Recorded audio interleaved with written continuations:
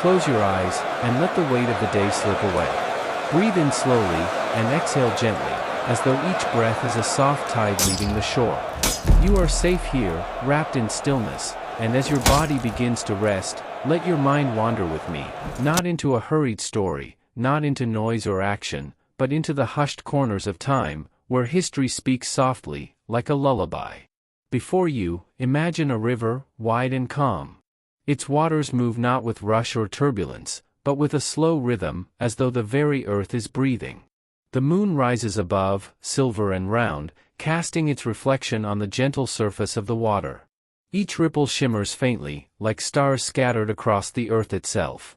This is no ordinary river.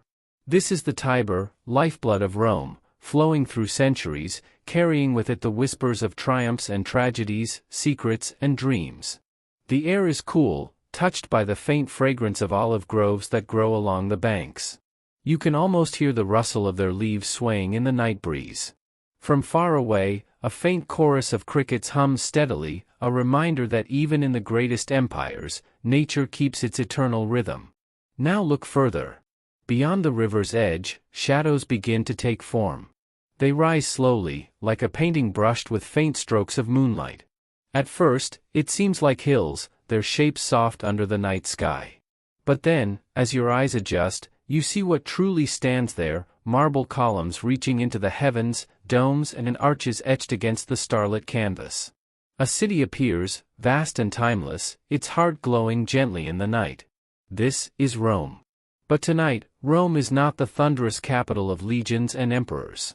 It is not the roaring forum filled with orators, or the clatter of soldiers marching to war.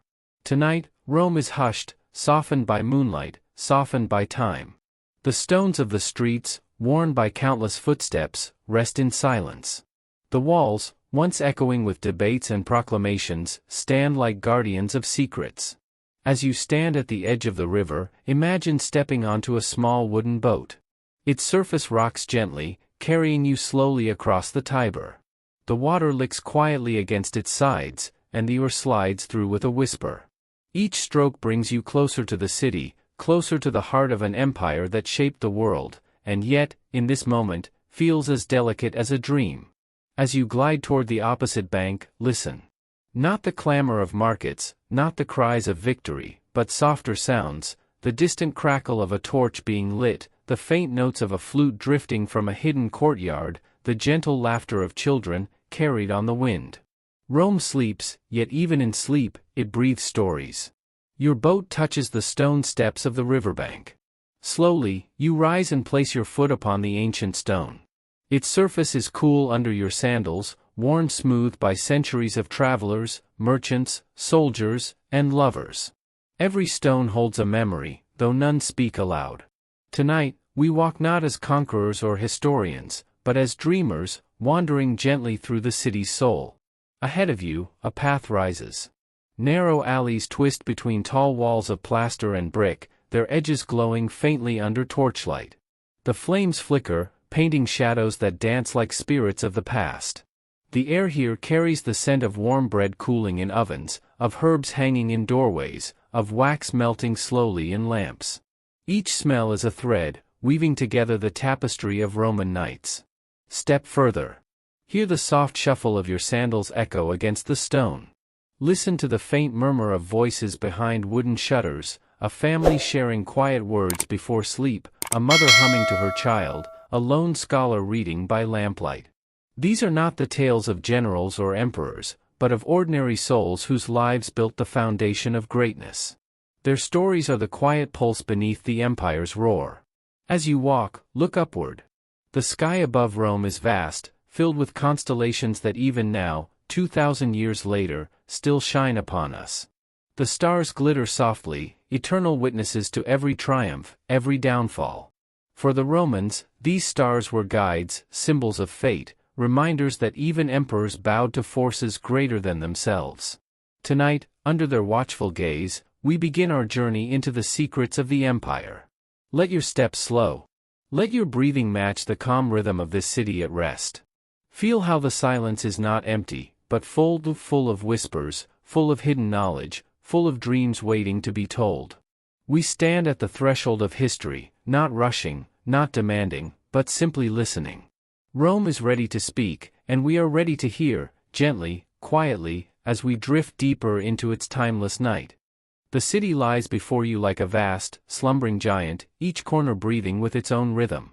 You move slowly, almost as if the very air asks you not to hurry. The lamps along the narrow streets glow like fireflies caught in stillness, their flames bending slightly in the night breeze.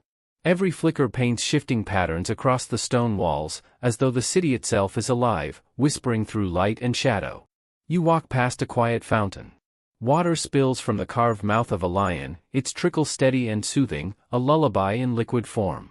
The surface ripples gently, catching the moonlight and scattering it into soft diamonds that dance across the cobblestones. A cat stretches lazily nearby, its eyes half closed, unbothered by your presence, as if it too is part of this timeless dream.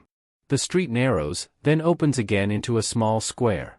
Here stands a shrine, a modest altar built of stone, its edges smoothed by centuries of prayers. A clay lamp burns at its base, offering a faint fragrance of oil and herbs to the night air. Someone must have lit it earlier, leaving the flame to stand guard in silence. The scent lingers faintly, rosemary, perhaps, or laurel, the same plants once woven into garlands for Roman festivals. Pause for a moment, and listen. The city is never truly silent. From a nearby window, you hear the gentle creak of a wooden shutter swaying softly. A few streets away, footsteps echo faintly, perhaps a guard making his rounds or a traveler arriving late. Farther still, the muffled sound of strings being plucked drifts into the air, a lyre, played not for crowds, but for the quiet company of a single household. Each sound is tender, unobtrusive, weaving itself into the greater silence like threads of a tapestry. As you stand in the square, imagine looking upward again. Beyond the rooftops, the outline of grander buildings rises against the night sky. Marble columns reach tall and pale, gleaming under the moonlight. Statues stand like frozen sentinels, their faces serene, their gazes fixed on eternity. Even at night, they hold their watch, reminders of gods and heroes who shaped the Roman soul. Their presence is solemn, yet strangely comforting, as if they are guiding you further along your path. You continue walking, your steps light, your breath steady. Each alley tells its own quiet story. One smells faintly of baked bread, where a bakery still cools from the day's labor. Another is lined with clay jars stacked neatly by doorways, filled with oil or wine. In yet another, vines creep along the walls, their leaves catching glimmers of light like fragments of emerald. These details are small, perhaps ordinary in their time, but in the stillness of night they glow with a beauty that lingers. Eventually, you come to a larger street, its stones broad and smooth from centuries of feet and wheels passing over them. Here, the night feels more spacious, the sky opening above you, the stars watching from their eternal seats. Torches line the way, their flame softer now, reduced for the late hour. Shadows stretch long across the road, and the silence deepens.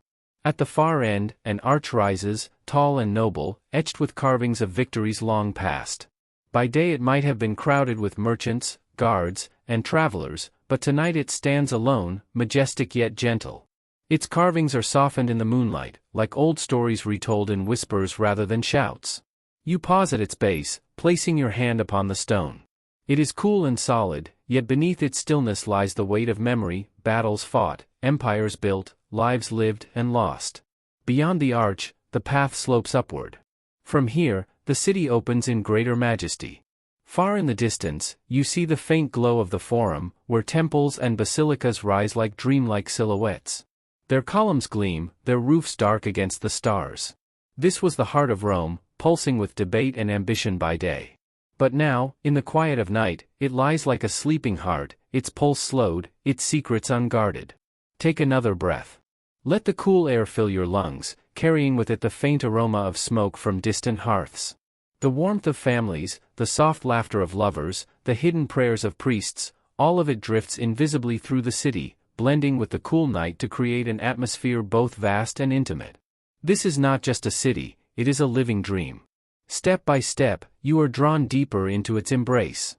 There is no need for haste. Rome will not vanish, nor will its secrets fade if we move gently. Tonight, the city has opened its arms, inviting you to walk within, to listen, and to rest.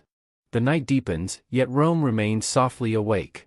It does not sleep in the way small villages do, where every light fades and silence reigns absolute. Instead, the city breathes gently, like a giant resting yet still murmuring in its dreams. In this quiet hour, the empire reveals a softer side, one that is rarely spoken of, yet always present. You wander further, and your path takes you past rows of modest homes.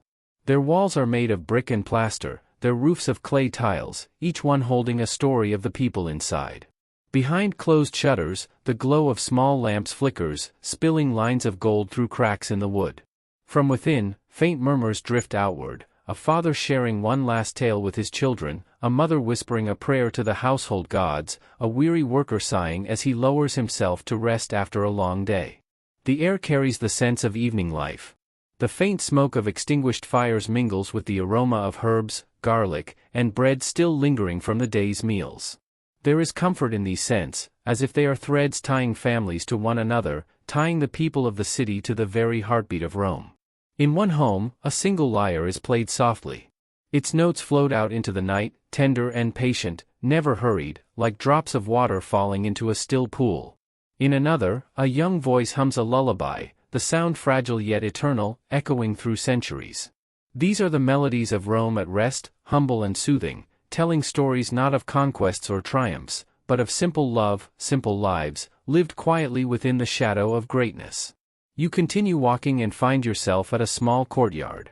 Here, a fig tree grows, its branches casting delicate shadows across the walls. At its base lies a stone bench, cool and worn smooth from years of use. You pause, placing a hand upon the bark of the tree. It feels rough beneath your palm, yet alive, holding within it the quiet strength of years gone by. Perhaps generations have rested here, speaking softly under the stars, watching the same moon rise again and again. The courtyard is surrounded by houses, their windows dark now, though faint whispers of life remain within. A dog sighs in its sleep near one doorway, lifting its head only briefly before drifting again into slumber. Above, a clay lamp burns in a small niche, its flame steady, a humble guardian of the night. As you leave the courtyard, your path takes you toward the hum of a larger street. Though the hour is late, the faint sound of wheels upon stone can be heard in the distance, perhaps a cart arriving from the countryside, its driver urging weary mules forward. The creak of wood and the steady clop of hooves blend with the night air, not disturbing it, but adding a gentle rhythm to its song. Shops line the street, though their doors are barred for the night. Amphorae filled with oil, wine, and grain rest stacked in corners, silent reminders of the commerce that fuels the empire. Their shapes cast long shadows in the torchlight, standing like watchful sentinels until dawn awakens them again. At one corner, you pass a small temple, humble compared to the grand sanctuaries of the Forum, yet no less sacred to those who pray there. Its columns are modest, its roof simple, but within burns a steady flame, a symbol of devotion, of continuity, of trust in powers unseen. The faint scent of incense lingers in the air, sweet and calming, as if time itself bows here in reverence. You walk on, and soon the sound of water reaches your ears again. Another fountain, larger this time, rises in the center of a square. Carved figures of nymphs and dolphins pour streams into a stone basin. The water glimmers faintly in the moonlight, reflecting stars upon its surface. A pair of doves perch on the rim, their feathers glowing pale in the night. They coo softly, voices low and tender, adding yet another layer to the symphony of the sleeping city. Pause and breathe here. The square is open, airy, filled with silence that feels both vast and gentle. Around you, buildings rise tall but not imposing. Their walls are steady, their windows shuttered, their courtyards still. For centuries they have stood, and for centuries more they will remain, holding within them the unseen stories of countless lives. The night is not hurried, and neither are you. Each step, each breath, each sound of trickling water and rustling leaves draws you deeper into the rhythm of Rome. You are no longer a visitor, but part of the dream, woven into the stillness that cradles the empire as it rests. As you move further through the slumbering streets, a quiet realization begins to settle upon you. Rome is not only a city of stone and mortar, but of memory. Every arch, every column, every worn step beneath your feet carries whispers of lives once lived. Though the city rests now, the weight of its greatness presses gently through the silence, like a steady heartbeat pulsing beneath the night. Rome was not built in a moment, nor by a single hand. It rose slowly, like the dawn breaking upon the horizon. From a humble settlement upon 7 hills, it stretched outward, first in defense, then in ambition, until its reach spanned continents. Yet here, in the deep hours of the night, that power feels softened, distilled not into thunder or clamor, but into stillness. The empire that once roared now hums like a lullaby. You pause near a grand building, its columns towering above you, their surfaces pale in the moonlight. Perhaps this is a basilica, a place where trade and law once filled the air with voices. By day, its walls may echo with disputes and agreements, with the clatter of sandals and the shuffle of scrolls. But now, its vast interior lies hushed, filled only with shadows and the faint scent of stone cooled by night. Imagine the countless souls who passed through its doors, merchants bargaining, officials pronouncing decrees, children weaving between their elders. All of them are gone now, folded into time, yet their presence lingers like a faint warmth upon the stone. Further along, the outline of a temple rises against the sky. Its triangular pediment is carved with gods and myths, stories etched in marble for all eternity.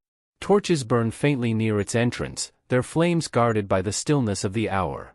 You can almost hear the echo of prayers once offered here, voices rising, hands lifted, hearts bowed in hope or gratitude. Tonight, the gods themselves seem to sleep, yet their temple stands as a reminder that Rome's greatness was not only in power, but in faith, in belief, in the unseen forces that shaped lives. The greatness of Rome was layered. There were emperors and senators whose names filled scrolls and monuments, but there were also countless men and women whose names history never recorded. A potter shaping clay by lamplight. A farmer leading weary oxen home at dusk. A child tracing patterns into the dust with bare feet. Their stories did not thunder across the world, but together they formed the quiet foundation upon which the empire stood. Without them, the marble and triumph would have crumbled. It is their unseen hands, their hidden labors, that whisper most gently now in the silence of night.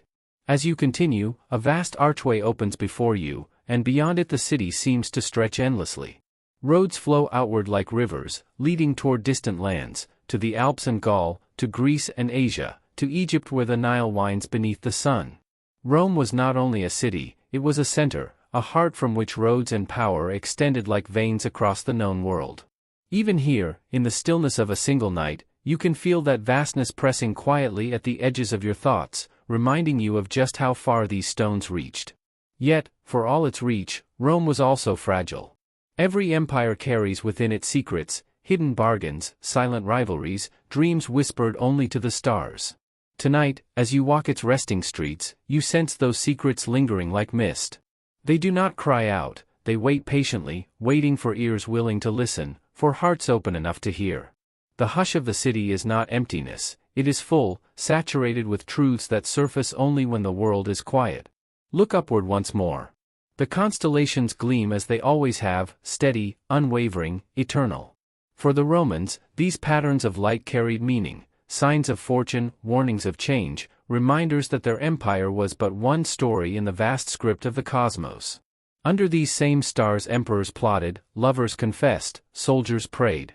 And now, under the same stars, you walk quietly, a dreamer within their ancient world. The night draws you deeper, carrying you closer to the heart of the city. The narrow lanes and quiet squares give way to greater spaces, where temples, arches, and statues rise like guardians of the past. You feel as though you are stepping not only through streets, but through layers of time itself. Each step brings you further into Rome's secrets, secrets of ambition and betrayal, of victories and sorrows, of lives that flickered like flames and were gone. Breathe slowly, and let this truth rest within you. Rome was not only a city of power, but of people, each one a thread in the fabric of history. Their laughter, their prayers, their struggles and their triumphs still echo in these stones. And as we move gently forward, we will begin to unweave these threads, uncovering the patterns hidden within. The streets grow quieter still, the hour slipping deeper into night. The air feels cooler now, as though the city itself is guiding you toward a place where its stories will open more fully. You are no longer at the edge. You are at the threshold of discovery, ready to step beyond the surface and into the deeper currents of Rome's dream.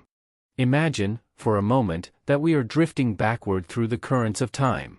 The night is calm, and the stars above shine in silver silence. Our feet wander gently upon the soft earth, and with each step, centuries peel away. We leave behind the present, pass through the mists of forgotten years, until we arrive at a quiet, ancient land. This place is young, untouched by empires, and still kissed by the wild breath of nature. Here, upon gentle hills and meadows, Rome was not yet a city of marble or of power. It was only a dream. A whisper waiting to be awakened. The Tiber River flowed slowly, carrying the moon's reflection upon its rippling surface. Its banks were quiet, lined with reeds and the faint chorus of night creatures.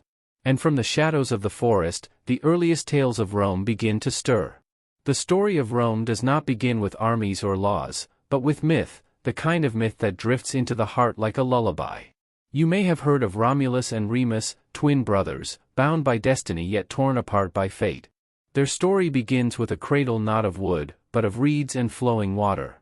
Cast adrift upon the river by those who feared their bloodline, the twins floated into the hands of destiny. The river did not swallow them. Instead, it carried them gently, as though even the waters knew that greatness lay in their tiny hearts. The basket touched the shore beneath a wild fig tree, and there, in the soft stillness of dawn, a she-wolf appeared.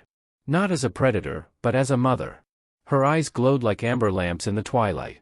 She bent her head to the helpless infants and, with a tenderness hidden in her wild spirit, she nursed them. This image, half dream, half truth, became one of the oldest symbols of Rome. A city born not only of men, but of myth, nurtured by nature itself. The twins would grow beneath the watchful gaze of shepherds, their childhood filled with fields, simple huts, and the songs of the earth. Yet their blood carried the spark of kings. And in time, they would seek to build a city upon those very hills where the she-wolf had sheltered them. But even in dreams, peace is fragile. When the time came to decide who would rule their new home, brother stood against brother. Romulus, in a moment of passion and pride, struck down Remus. The earth was silent as one brother lay still, and the other stood alone. With sorrow upon his heart, Romulus laid the first stones of the city. And in that act, Rome was born. Rome, a city baptized not only in hope, but in struggle. A city cradled by myth, yet destined for greatness. As you drift deeper into this story, picture those 7 hills upon which Rome rose, the Palatine, the Capitoline, the Aventine, and others like gentle mounds beneath the sky. Small villages of huts dotted their slopes, fires glowing softly within, their smoke curling toward the stars. In the quiet of night, one could hear the faint laughter of families, the bleating of sheep, and the whispered prayers to household gods. It was humble, fragile, almost unnoticeable in the vastness of the world. Yet, beneath those simple rooftops, the heartbeat of an empire had begun. The myths of Romulus and Remus, whether truth or tale, were more than stories told around a hearth. They became the spirit of Rome itself, courage, destiny, sacrifice, and the belief that from struggle, greatness is born. These were the lullabies of the Roman soul. And as time carried those stories from one generation to another, Rome's roots sank deeper, preparing for the centuries of triumph and trial that lay ahead. So, as we rest here in the soft glow of myth, with the she-wolf's watchful eyes still shimmering in memory, let us drift a little further. From legends, we will step into the early dawn of history, where shepherds became kings, where huts became temples, and where the first whispers of Rome's identity began to stir in the morning air.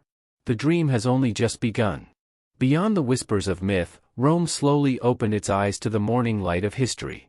The story of Romulus and Remus lingered like the gentle echo of a dream, but now the huts upon the 7 hills were filled with real people, shepherds, farmers, and families who carried clay vessels of water from the Tiber, who lit fires at dusk, and who sang songs to the small household spirits they believed watched over them. Life in early Rome was not carved in marble, nor gilded in gold. It was woven in straw roofs and earthen walls, in sandals that pressed upon the dusty paths, in the smell of bread baked upon open flames, and the soft chatter of neighbors sharing tales at twilight. Rome, in these fragile years, was a collection of villages bound together not by grandeur, but by necessity, the need for water, for safety, for unity against the wildness of the world beyond. At the heart of this early community were the household gods, the Laras and Penates. These tiny protectors, unseen but ever present, were honored with offerings of grain, wine, or the smoke of incense. A child growing up in these homes would fall asleep to the flicker of a small flame, listening to prayers whispered by parents, prayers that the walls would remain strong, that the harvest would be kind, and that misfortune would pass them by. From these humble rituals, Rome's soul began to take shape. It was a soul of reverence, discipline, and the belief that the unseen world walked hand in hand with the daily lives of its people. But Rome was not without leaders. Tradition tells of 7 kings who ruled in its earliest age. Romulus, the founder, was the first. His reign was marked by growth, families settling, boundaries forming, and a sense of order spreading across the hills. Though remembered as fierce, he was also seen as the protector of his newborn city. After him came others, each leaving threads in Rome's growing tapestry. Numa Pompilius, for instance, is remembered not for conquest but for peace. He was said to be a man of wisdom, who listened to the gods and established many of the sacred rituals that gave Rome its rhythm. Temples were raised under his guidance, and festivals were born that would echo through centuries.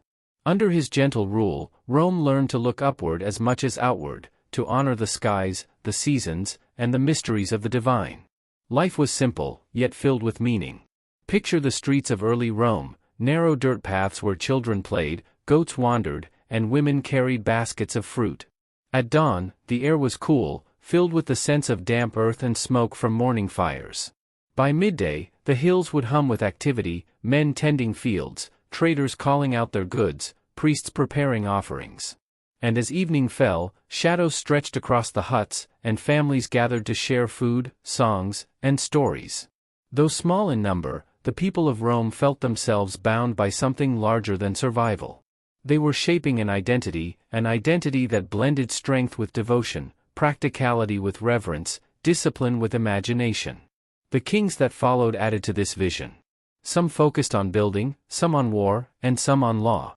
Each left behind customs that would grow into traditions. By the time the monarchy gave way to the republic, Rome was no longer a scattering of huts but a true community, bound by shared practices and common faith. One can imagine standing upon the Palatine Hill during these years, gazing out across the valley. The Tiber glimmered in the distance, while smoke curled from countless fires. The sound of animals, the murmur of voices, the toll of a simple bell at a temple, all blending into a soft lullaby of early Rome. In these moments, the city was fragile, yet it was also eternal in seed. What had begun as a myth was slowly becoming a reality, and that reality was built not only on strength, but on ritual, faith, and the quiet rhythm of daily life. So, as we linger here in this early dawn of Rome, let us remember, empires do not rise suddenly. They are born from the small things, the whispered prayer, the tilled soil, the flame of a lamp burning in the night. Rome was no exception. Its greatness would come, but first, it had to learn how to live, how to worship, and how to bind its people together in spirit as well as in body. And thus, the city's heart began to beat. As Rome's republic grew stronger, so too did its vision. What had begun as scattered huts upon hills was now a city of order, with laws, with leaders, with a spirit bound tightly together. Yet, the world beyond Rome did not remain silent. Rival villages and neighboring tribes, too, dreamed of land and power. And so, Rome found itself tested, not only in its faith and laws, but in its strength. The first expansions of Rome were not grand conquests across seas, nor battles of marble-towered empires. They were smaller, humbler, yet no less important.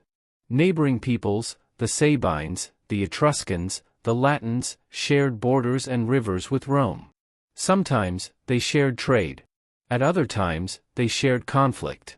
Picture the Roman hills at dusk, torches flickering in the gathering dark. Men, wrapped in simple armor of leather and bronze, stood ready with shields and spears. Their steps were steady, their eyes calm. They were not yet conquerors of the world, they were farmers and shepherds, men who had left their fields behind to guard their families. Yet in their discipline, in their unity, the seeds of future legions were already visible. For Rome, war was never merely about battle. It was about duty. To defend one's city was not only expected, it was sacred. And when victory came, it was seen not as personal triumph, but as the triumph of the community. Even in their earliest struggles, Romans carried within them a belief that their destiny was collective, that they stood not as individuals, but as one body bound together by law, by ritual, by shared pride. This discipline became the foundation of their strength. Where other cities might fracture under pressure, Rome endured. Where others might yield, Rome resisted. And when the day ended, when soldiers returned from the field, they laid their armor aside and became once again neighbors, fathers, and sons. In this rhythm, life and duty were woven together seamlessly. But it was not only discipline in war that defined Rome. It was also discipline in peace. Roads began to stretch further from the city, pathways that connected fields and villages, allowing goods to flow more freely. Markets grew livelier, filled with the scent of grain, olives, honey, and wine. Festivals brought color to the streets, honoring gods and ancestors with song and dance. And always, the people remembered. They remembered the myths of their founders, the laws carved upon tablets, the prayers whispered to their household gods. These memories were like threads, tying the present to the past, ensuring that each step forward was steady and sure. As Rome absorbed the cultures of its neighbors, learning from the Etruscans the arts of building, from the Greeks the beauty of stories and philosophy, from the Sabines the strength of tradition, it did not lose itself. Instead, it grew richer, weaving these influences into its own identity. Like a river that gathers streams along its course, Rome widened and deepened, yet always carried forward the same unyielding current. At night, when the city rested, one could almost sense the weight of its future. The Forum, though simple, echoed with voices that dreamed of justice. The temples glowed softly with offerings, their incense drifting like prayers into the sky. And beyond the city's edges, the land stretched silent, as if waiting for Rome's footsteps to reach further, for its vision to embrace horizons unseen. This was not yet the empire, not yet the Rome of marble columns and endless legions. But it was the soil from which that Rome would grow. Its people had learned discipline, unity, reverence, and the strength to endure. And with these gifts, Rome was ready to face the centuries ahead. So as we pause here, at the close of Rome's earliest age, we see a city no longer fragile, no longer uncertain. We see a city rooted deeply in myth, shaped by ritual, strengthened by law, and tested in struggle. Rome's heart beat stronger now, steady and sure. And though the stars above shone with the same ancient light, the people of Rome could sense that their destiny was unlike any other. They were no longer merely surviving. They were preparing to shape the world. The dream was only beginning to unfold. The Roman Empire, so vast and majestic, had spread its wings across continents, touching seas and mountains, binding lands with roads that still whisper their stories beneath the soil. Yet, even in this grand expanse, there lingered the shadows of unrest, the first gentle stirrings of conflict, quiet as a distant drum in the night. As the moonlight fell upon the city of Rome, silvering the marble columns and softening the outlines of temples, a stillness spread across the Forum. Merchants had long closed their stalls, senators had departed the Curia, and the voices of the day had faded. But not all hearts were at rest. Beneath the calm surface of the empire's glory, old tension simmered, hidden like embers beneath ash. Picture now the crowded tenements, stacked high like uneven towers of brick and timber. Within these narrow quarters, the common people of Rome, the plebeians, lay upon straw mattresses, their minds restless despite the stillness of the night. They dreamed of bread, of work, of voices that might one day be heard in the Senate where only the wealthy held sway. Their daily lives were woven with hardship, the ration lines, the weight of taxes, the fear of being forgotten by those who ruled. Above them, far from the crowded alleys, the grand villas of the patricians glimmered like beacons on the Palatine Hill. Here, gardens were watered by fountains, lamps glowed in marble halls, and music drifted softly from courtyards. Between these two worlds stretched a chasm, one of wealth, of power, of voice. And in that distance, the seeds of conflict quietly took root. It was not a war of swords and shields, not yet. Instead, it was the slow burn of resentment, the tension of voices unheard, of lives unequal. Even in its greatness, Rome was divided. This division, soft at first, would grow, echoing in whispered protests, swelling in secret gatherings beneath the stars. As we drift deeper into this tale, imagine the streets at dawn. The sky turns faintly golden, and the Tiber carries the light of morning like a ribbon of fire upon its waters. At the marketplace, vendors call out with weary voices, setting baskets of figs and olives upon worn tables. Children dart between stalls, chasing one another, their laughter rising like birdsong. Yet, beneath this lively rhythm, there is discontent. Some men mutter that their fields have been taken by wealthy landowners. Others grumble that their sons serve in legions far away, leaving farms untended and families in hunger. The Senate, proud in its marble halls, hears little of these voices. Draped in fine robes, senators debate policies, but often with eyes fixed upon their own estates, their own ambitions. The concerns of the common people rarely reach their ears. And so, the plebeians gather in secret, in shadowed courtyards, where oil lamps flicker and the air grows heavy with quiet determination. They whisper of fairness, of rights, of the need for change. This is the first conflict of Rome, not a battle upon fields, but a struggle of voices. The plebeians, weary of silence, yearn to be heard. They dream of laws that protect not only the noble but also the humble, of a Rome where justice is not weighed upon scales of wealth alone. And yet, even in this tension, the city glows with beauty. Walk with me now along the Appian Way, where stones worn smooth by countless footsteps lead out of the city's heart. Cypress trees line the road, their dark silhouettes rising into the pale morning sky. Along this path march soldiers, their sandals striking rhythm against stone, shields glinting in the first light. These legions are the pride of Rome, yet even among them whispers pass. For they too are sons of farmers, brothers of plebeians, tied by blood to those who suffer at home. Imagine, too, the hush of a temple at twilight. Priests in flowing robes light incense, and the smoke curls upward, carrying prayers to unseen gods. The air is rich with frankincense, the stone floors cool beneath bare feet. In these sacred spaces, the people plead for peace, for justice, for relief from their burdens. Yet the gods remain silent, their answers hidden in the flicker of flame. So the tension lingers. Rome, grand and eternal, shines like a jewel, but beneath its brilliance lies a fault line. A society split between rich and poor, between the voices of the Senate and the cries of the streets. The first conflict is born here, in these whispers and resentments, in the dreams of the humble and the blindness of the powerful. And as night falls once more, casting long shadows across the city, one wonders, what will come of this quiet unrest? Will it fade like smoke in the morning air, or will it grow, stronger with each passing season, until even the mighty Senate must listen? For now, the city sleeps, wrapped in its contradictions, glorious yet fragile, eternal yet trembling with change. The heart of Rome beat not only in its grand temples and echoing Senate halls, but also in the hum of its streets, in the cries of vendors, the clang of blacksmiths, the murmur of families gathered by firelight.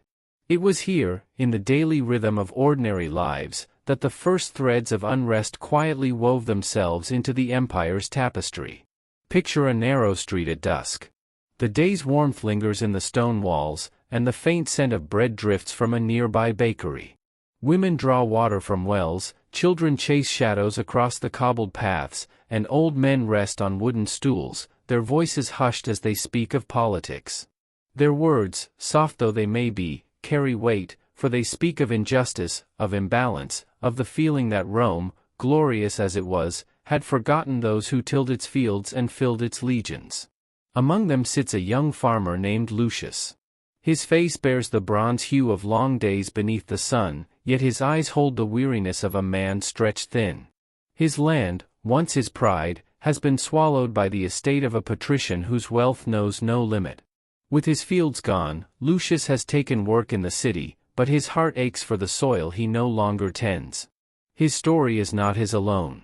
All across Rome, small farmers find themselves dispossessed, drawn into the city where work is scarce and voices are many.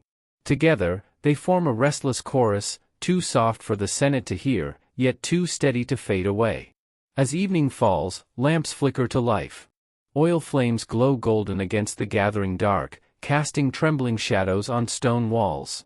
In courtyards and hidden alleys, gatherings form, not of senators or generals, but of plebeians seeking a voice. They speak in low tones, cautious of ears that might betray them, yet their determination is clear.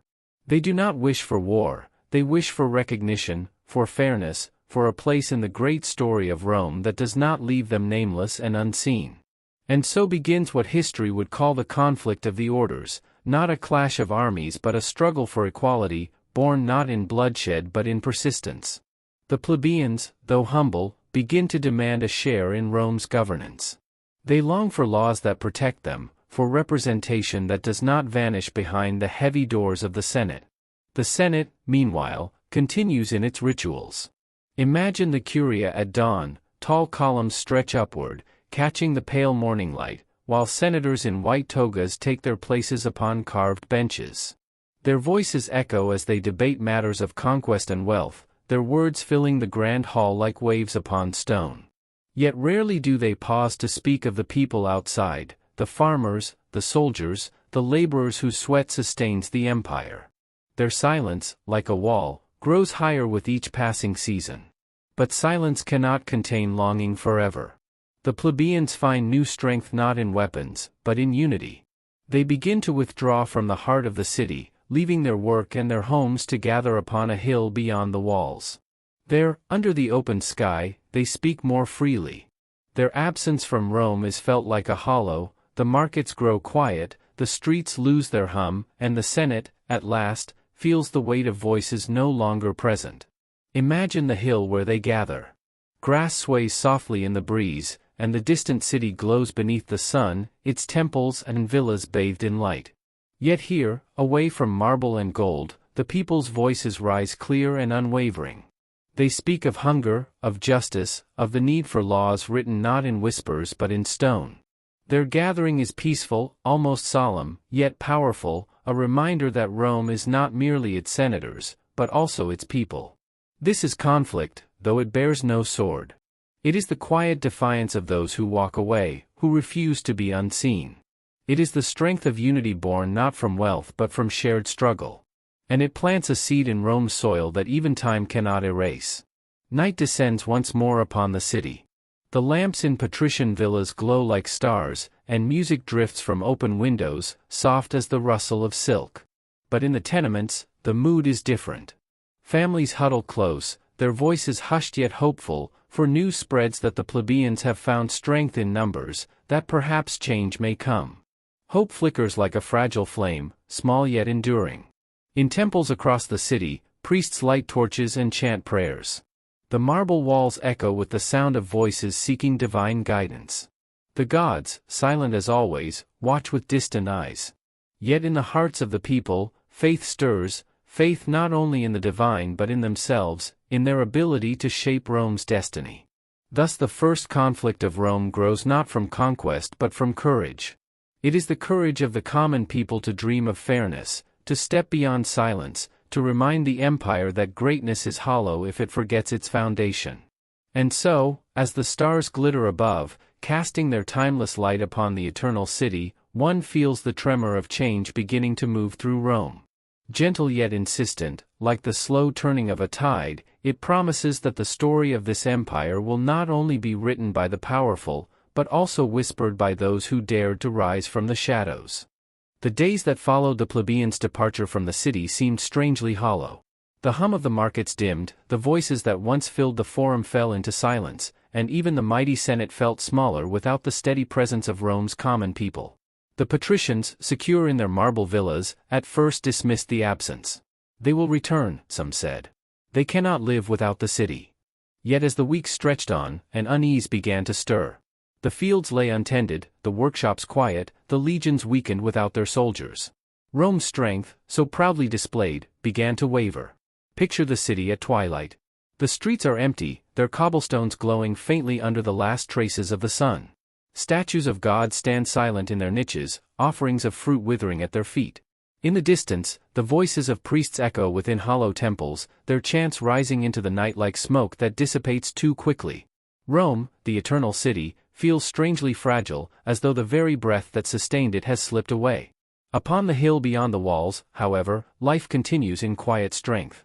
The plebeians, gathered in makeshift shelters, light fires against the cool of night. The crackle of flames mixes with the murmur of voices, the sound carrying gently over the fields. Children chase one another beneath the stars, their laughter ringing pure in the stillness, while elders speak in circles, their words filled with a calm determination. They have not left Rome out of malice, but out of necessity, to remind the Senate that without its people, the city is but stone and silence. It is here, in this gathering, that the seeds of new leadership begin to sprout. Among the plebeians, voices rise not in anger but in resolve. They choose men of trust and wisdom, not soldiers or nobles, but tribunes, guardians of their rights, speakers of their needs. These tribunes carry no sword, yet their authority is drawn from the unity of the people themselves. The birth of the tribune of the plebs marks a quiet revolution, one not fought with armies, but with the gentle strength of representation. Imagine the first tribune standing before his people. The firelight flickers against his face, shadows playing across determined eyes. His voice, steady yet calm, rises into the night. We are Rome as much as the Senate is Rome. Let our voices be heard not from the outside, but within its very walls. The crowd listens, their silence deeper than applause, for they know the truth of his words. In that moment, the plebeians find not just protest, but purpose. The Senate, meanwhile, feels the weight of absence grow heavier each day. Senators gather in the Curia, their voices rising in sharp debate, the marble chamber echoing with tension. Some argue for firmness, we must not yield, or the balance of Rome will collapse. Others speak more cautiously, an empire cannot stand if its people stand against it. Beneath their debates lies a quiet fear. The plebeians have shown a strength not of weapons, but of unity, and such strength cannot be ignored. At last, a compromise begins to take shape. Messengers are sent beyond the city walls, their sandals raising small clouds of dust as they cross the fields to the hill where the people wait. The talks are long, cautious, yet marked with an air of inevitability. For though pride weighs heavily upon the patricians, necessity presses harder still. Rome cannot thrive with half its heart missing. The agreement that emerges is gentle yet profound. The plebeians will return to the city, but their tribunes will stand as their protectors. These tribunes will hold sacred authority, the power to speak on behalf of the people, to shield them from injustice, to remind the Senate that Rome is not marble and gold alone, but also the calloused hands that build its walls and till its soil. And so, in the calm light of dawn, the plebeians begin their walk back to the city. The air is cool, the sky tinged with rose and gold, as families gather their few belongings and take slow steps toward home. Children clutch their mothers' hands, their eyes wide as the great walls of Rome rise once more before them. Men carry tools upon their shoulders, symbols of the work that waits to be resumed. Their pace is steady, unhurried, almost ceremonial, as though they know they are not merely returning, but reshaping the city's story. The gates of Rome, tall and imposing, swing open to receive them. Guards stand silently, their spears gleaming in the morning light, yet they offer no resistance. Instead, the plebeians pass through in a quiet procession, their faces calm, their hearts steady. The streets, long silent, stir to life once more. Bakers light their ovens, smiths strike their anvils, and the hum of daily life slowly returns, like a heartbeat restored after long stillness. But something is different now. The people carry with them the knowledge that they are not voiceless. Their tribunes stand as proof that Rome has listened, however reluctantly. It is not equality in full, not yet, but it is a step, a gentle crack in the wall of power, through which the light of change begins to shine. Evenings in Rome regain their rhythm. Families gather in courtyards once more, lamps glowing softly as they share bread and stories. Yet in those stories, a new thread appears, a memory of the days they stood together, of the hill where their voices rose as one, of the quiet victory they carved without lifting a blade. Children fall asleep to tales not only of heroes and kings, but also of ordinary people who dared to stand for themselves. And in the Senate, though the voices of patricians still dominate, a new note now lingers. When decisions are made, when laws are shaped, the tribunes sit watchful, their presence a silent reminder that Rome's story is no longer written by the few alone. Their power is fragile, dependent on unity, yet its very existence changes the balance. Thus, the first conflict does not end in conquest or defeat, but in compromise, a uniquely Roman resolution, born not of destruction but of adaptation. The city bends, but does not break. It learns, slowly and reluctantly, that to endure, it must carry all its children, not just the chosen few. As night falls once again over the eternal city, the lamps glow warmly against the stone, and the stars glitter above like watchful eyes. Rome breathes easier, for the heartbeat of its people has returned. Yet beneath the calm, the memory of their absence remains, a quiet warning, a reminder that the strength of Rome lies not only in its armies and senators, but also in the countless lives that give it soul. Though the plebeians had returned and life within the city hummed again, Rome was not quite the same. A subtle shift lingered in its air, like the faint perfume of blossoms after rain, a reminder of change quietly rooted, though not yet fully seen. The patricians still held their wealth, their villas still gleamed with polished marble, their banquets still rang with music and laughter. Yet their voices in the Senate no longer fell entirely unchecked. Sitting among them, though fewer in number and clothed not in silk but in simplicity, the tribunes watched with unwavering eyes. Picture a Senate gathering at dawn. The great hall echoes with footsteps, the scent of burning incense curls into the air, and shafts of light filter through high windows, gilding the white stone in soft gold. Senators murmur in groups, their gestures sharp, their voices edged with authority. And there, seated apart but unbowed, the tribunes take their places. They speak rarely, but their silence carries weight, for every man in that chamber knows that a single word from them can shield the plebeians from injustice. It is a fragile power, yes, but also a profound one, the first voice of the common people to rise within Rome's halls of rule. Yet, outside the Senate, the divide still lingers. Farmers like Lucius return to their fields, their backs bent once more beneath the sun, their hands shaping the earth into life. Craftsmen open their workshops, the ring of hammer on iron echoing through narrow streets. Families gather around their hearths in the evening, the glow of lamps painting soft halos upon their faces. Life is steady, almost ordinary, but woven into its threads is a newfound pride. The plebeians now carry with them the memory that they had stood together and been heard. That memory becomes a quiet flame, warming hearts against despair. But with hope also comes caution. The patricians, though yielding in part, remain wary.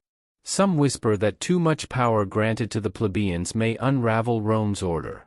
Others, grudgingly, admit that without compromise, the city might have torn itself apart. And so a delicate balance begins, a dance between classes, the Senate's authority tempered, if only slightly, by the people's guardians. As months turn into years, the plebeians press for more. They are not content with spoken promises, they long for laws written clearly, so no man may twist them in secret. In shaded courtyards and busy markets, their voices rise in gentle but persistent refrain, let the laws be set in stone, so that all may see them, not just the powerful. Their plea is simple, yet it carries the force of truth, and truth, even whispered, has a way of echoing through time. Imagine a quiet evening in a Roman home. A father sits beside his children, the flickering light of an oil lamp casting golden patterns on the walls. He tells them of the days when the people left the city, of the hill where they gathered, of the tribunes they chose. The children listen with wide eyes, their breath soft with wonder. To them, it is a story of courage, almost myth-like, though their father's voice is calm, lulling them toward dreams. In their minds, the story becomes a lullaby, proof that even ordinary men and women hold strength enough to bend history. In temples, too, the memory lingers. Priests raise their hands toward the heavens, offering prayers not just for victory in battle but for harmony within the city itself. The gods, silent and distant, remain inscrutable, but the people believe their cause just, and that faith sustains them. Thus, the first conflict does not close with a single moment, but with a gentle unfolding. It is less a chapter's end than the planting of seeds, which in time will grow into greater struggles and greater triumphs. The tribunes will one day defend their people with fiery words. The demand for written laws will eventually carve the 12 tables into history. But here, in these early days, the greatest victory is simply this, that the plebeians dared to stand, and that Rome itself bent, however slightly, to acknowledge them. As night settles over the eternal city, its streets glow softly with scattered lamps.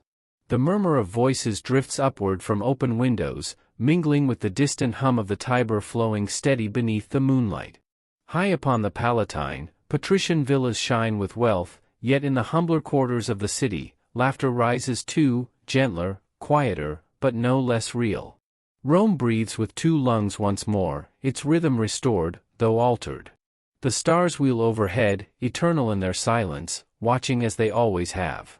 And in their glow, Rome rests between tension and peace, between division and unity, fragile, yet alive.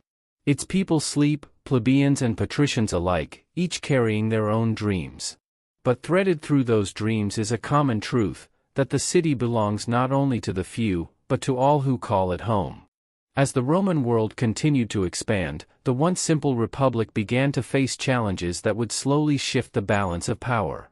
Imagine, dear listener, the gentle crackle of a hearth fire, and let its warmth guide you as we drift deeper into this history.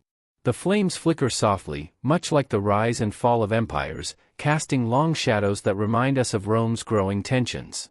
In the early days, the Republic had been built upon a spirit of shared duty and sacrifice. Farmers became soldiers, soldiers returned to their farms, and all was balanced by the Senate, an institution of elders who claimed to guide the state with wisdom. Yet, as Rome stretched her borders further into distant lands, new streams of wealth began to pour in, glimmering like rivers of gold beneath the moonlight. Treasure from conquered cities, fertile lands taken as spoils, and the steady influx of slaves all altered the rhythm of Roman life. Picture a quiet Roman street at dusk. The air is filled with the soft scent of oil lamps being lit one by one, their glow spilling across the worn stone paths. Merchants call in the last of their wares, while patricians, the wealthy nobles, retreat to their lavish villas. Within those villas, courtyards are lined with marble, fountains trickle gently, and mosaics tell stories of victory and triumph.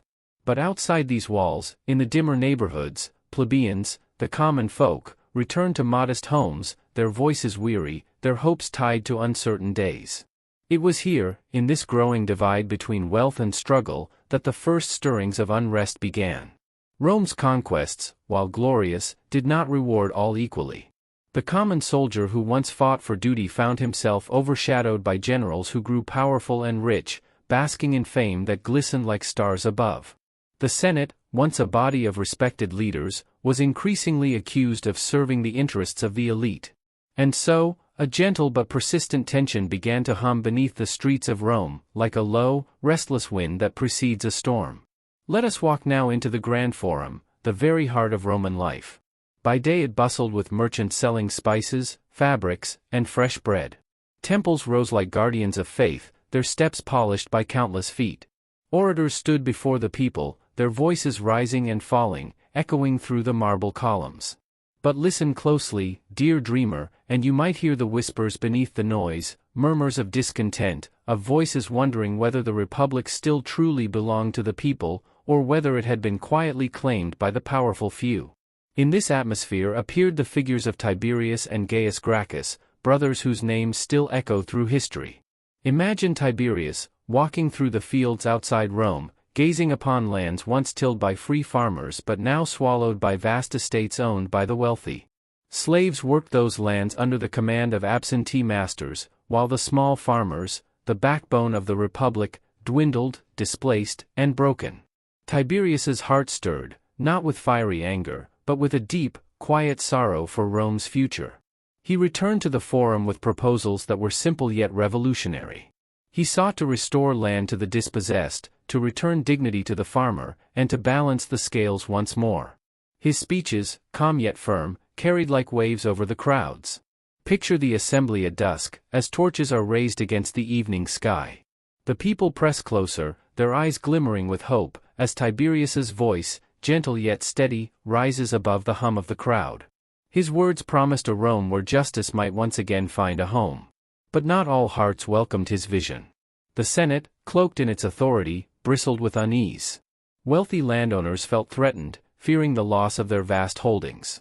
In the shadows of the marble halls, voices whispered, plots thickened, and the glow of ambition began to eclipse the softer light of justice. What began as a gentle breeze of reform was soon turning into gusts of conflict, the kind that unsettles even the most peaceful of nights. The story of the Gracchi brothers is one of noble ideals and tragic endings, a gentle yet haunting melody in Rome's symphony. Tiberius, despite his devotion, met resistance that grew fiercer with each passing season. The Senate, unwilling to yield, saw in him not a reformer, but a threat. And so, in a violent clash upon the steps of the Capitol, the dream of restoring balance was cut short. Yet, his ideas did not die. Like seeds carried by the wind, they found soil in the hearts of the people, later to be nurtured by his brother Gaius. Gaius, too, would rise with promises of reform. His vision was broader. He sought not only to restore land but also to expand rights and ensure fair prices of grain for the poor. Once again, the Forum swelled with voices of hope, as men and women gathered beneath the Roman sky to hear words that shimmered with possibility. And yet, like his brother before him, Gaius met resistance that grew like a shadow stretching long across the day. The fall of the Gracchi brothers was not merely the end of two lives.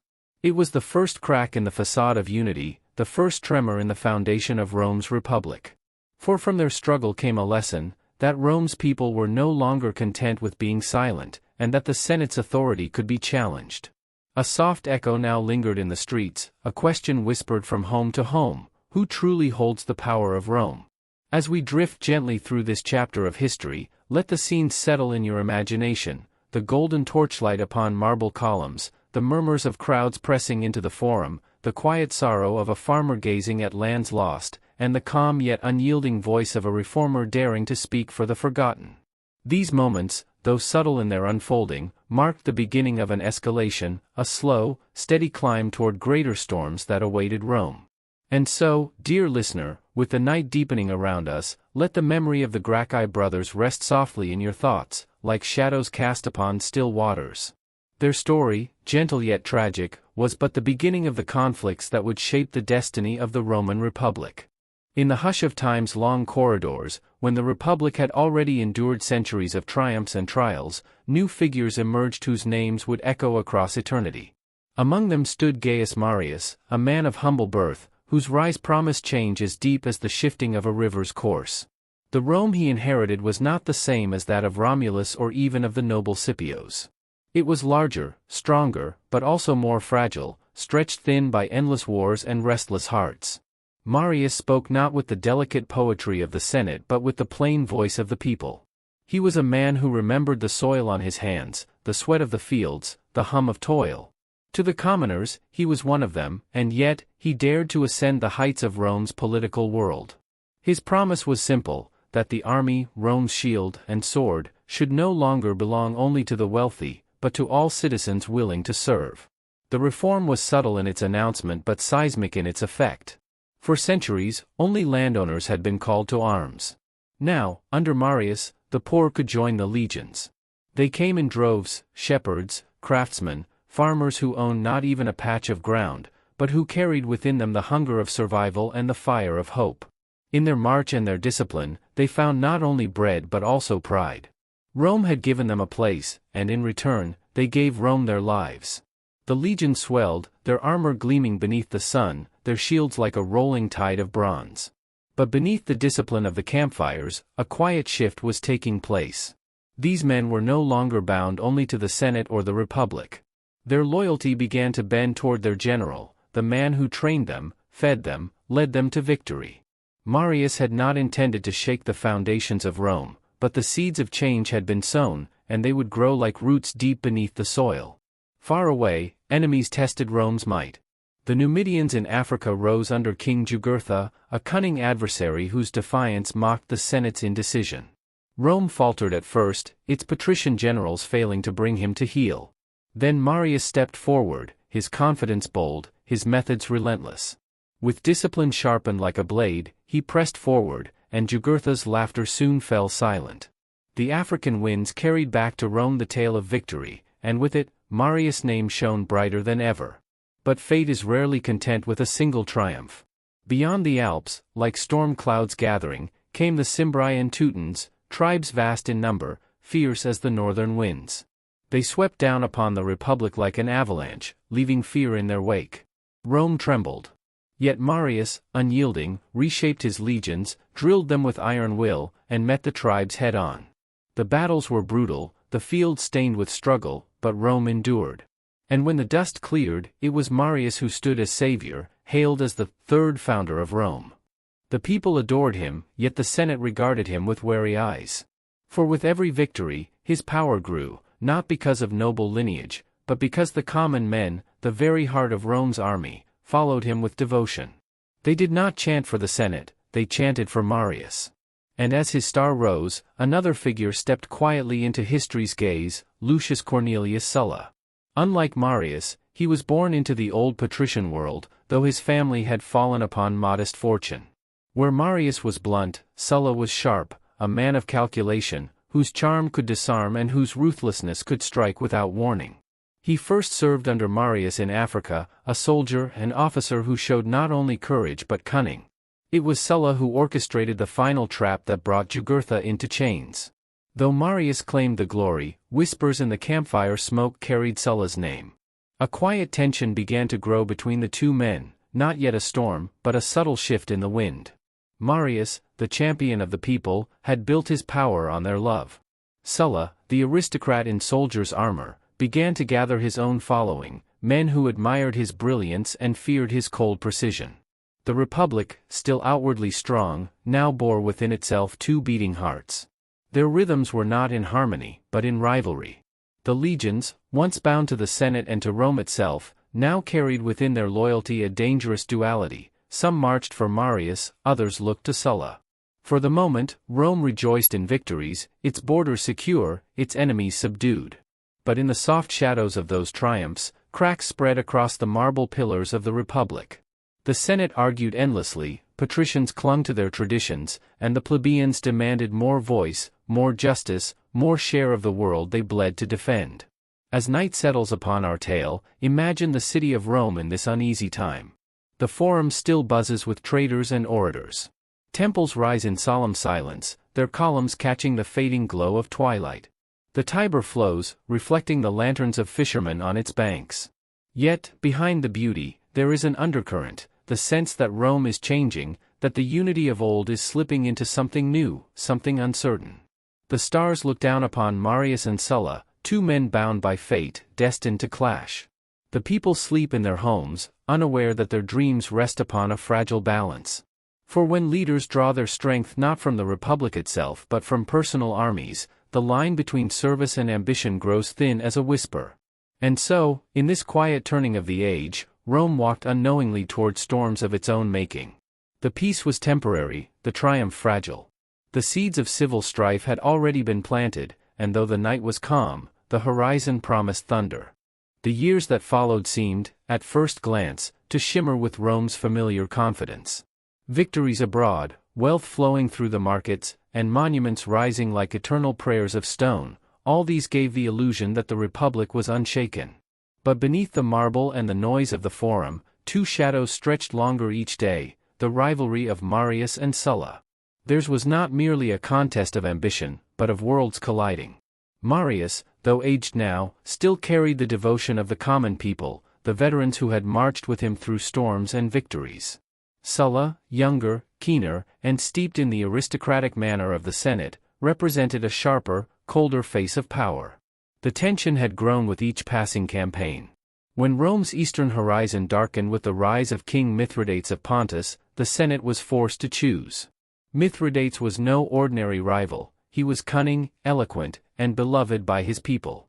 His voice carried like a spell, and his defiance of Rome stirred rebellion in the provinces of Greece and Asia Minor. To challenge him required not only strength, but brilliance. At first, the command of this great war was given to Sulla. The Senate, still bound by its patrician traditions, trusted him more than the weathered Marius. Sulla rejoiced, for this was the pinnacle of honor, to lead Rome's armies against a king who dared to challenge her dominion.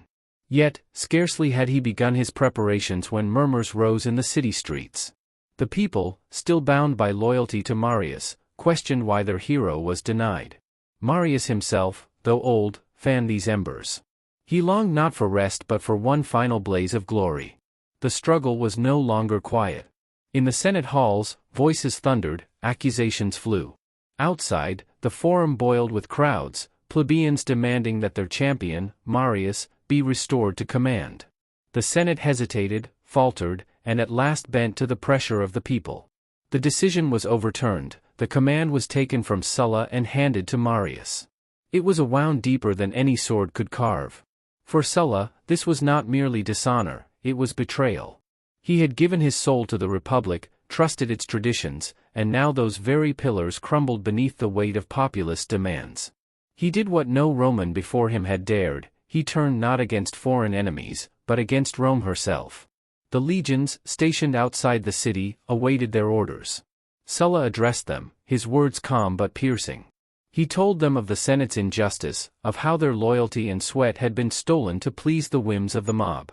And then, softly, almost like a man guiding a river into a new course, he commanded them not to march eastward toward Mithridates, but westward, toward the gates of Rome. The city, accustomed to triumphal marches of heroes, now trembled at the sound of its own legions advancing upon it. Streets fell silent, shutters closed, and the people watched as soldiers, Romans, entered Rome with steel in hand. Yet this was no frenzied sack, no wild conquest. Sulla's march was disciplined, deliberate, the tread of loyalty twisted into rebellion. Marius, unprepared for such boldness, fled the city.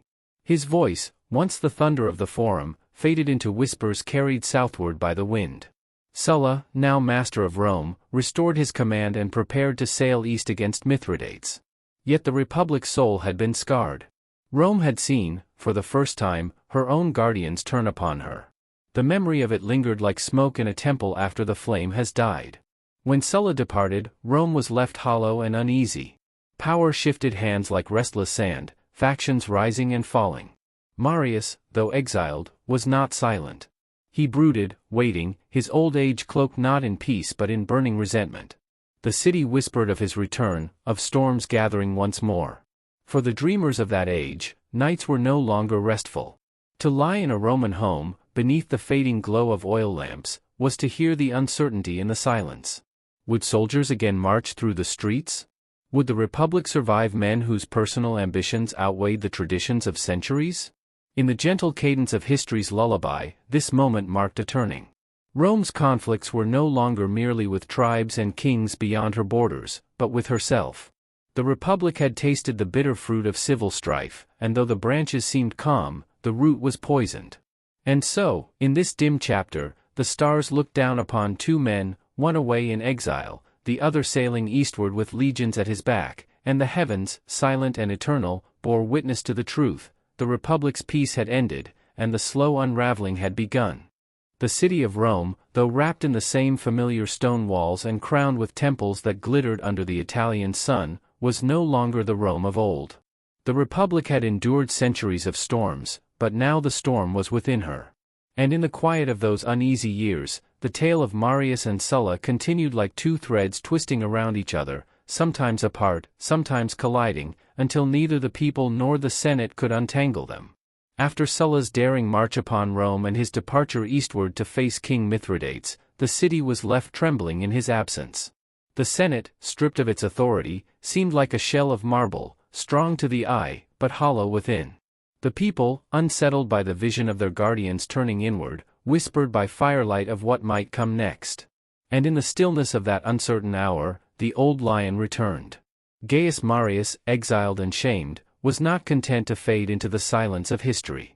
Age had not softened him, nor had humiliation broken him. In distant lands, he nursed his bitterness like a hidden flame, until the moment came to rekindle it.